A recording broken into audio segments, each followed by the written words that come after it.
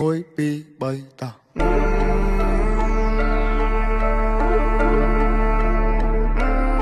anh nhớ đăng gì một buổi mấy buổi squat rồi buổi slap ball đi đã sắp thay thó let's do it ខ្មែរថៃដីខ្មែរអត់ត្រូវការអ្នកណាមកថៃជំនួសពួកចោលឆ្លៀនពៀនបើមិនងាប់ក៏វាអាចរបួសតជំនាន់អ្នកចោលសៀមរឿងសង្គ្រាមគឺវាឃ្លានហួរដើម្បីដល់អំណាចស្រ័យជេរចាចអញខ្មាស់គេជំនួស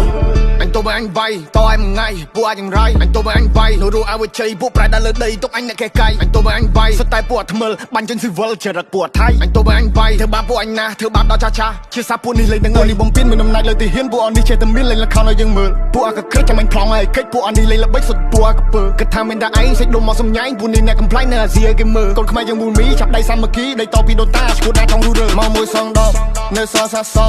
អត់មានអ្នកកងប់លើដីខ្មែរអត់មានអ្នកហែពួកអាបសោអញមានឈាមខ្មែរដូនតាអញថែដល់ទីបញ្ចប់ពួកនេះលប់ឡាយមានសាសនាដែរតែធ្វើដោយឡប់